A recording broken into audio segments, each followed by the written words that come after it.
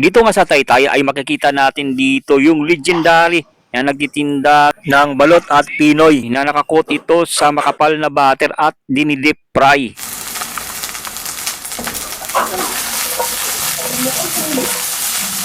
At guys, mantakin nyo ha, nakakapagbenta sila ng 150 trays ng Pinoy at balot sa loob lang ng isang araw.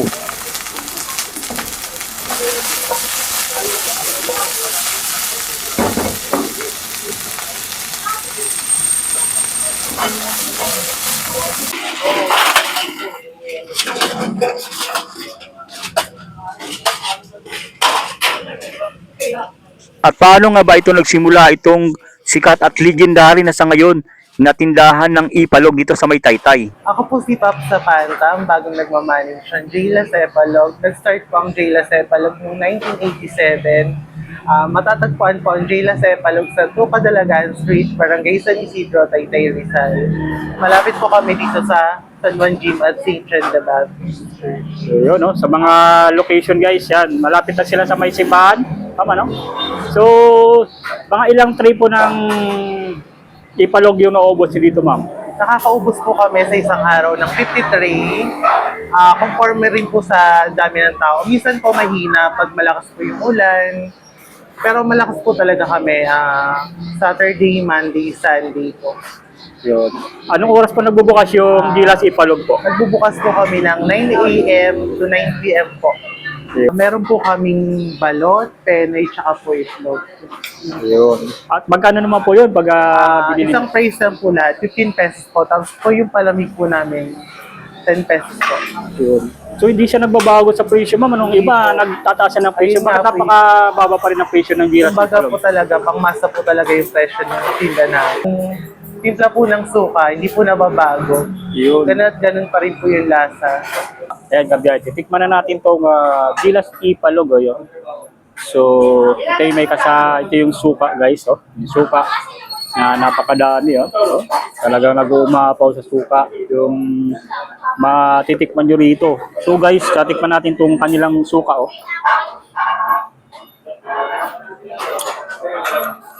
Manamis-namis yung kanilang suka. Tapos, yung kanilang Ipalog ay napaka-crunchy. Sulit. Tapos tingnan natin. Tapos ito guys, yun yung napakalaki ng kanilang Ipalog dito guys. Ito talagang dinadayo dito dahil napakalaki. Tapos manamis-namis yung suka. You know? Sulit. Kasi yung ubos na yung balot guys.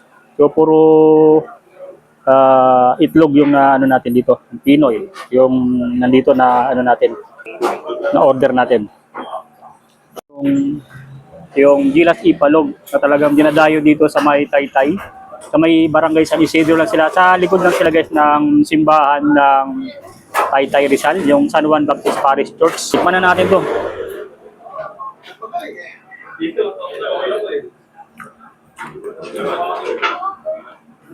Grabe. Sulit. Ubo pa na kayo ulit.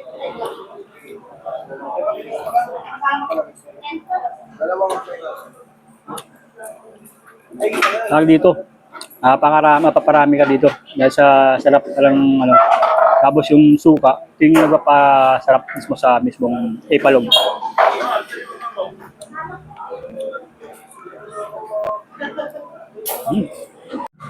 At kung talagang marami na kayo nakain na Ipalog, ito, mayroon sila ditong juice na pag 10 pesos na guys, yung kanilang juice dito, pineapple juice yung ating napiling inumin. So available dito yung kanilang juice, pineapple, tsaka gulaman. Talagang 10 pesos dito guys sa Gilas Ipalog. Yun, punta na kayo dito sa Gilas Ipalog guys, na bukas araw-araw po ma'am, ano? Opo, Ayun. Monday to Sunday po. Monday to Sunday.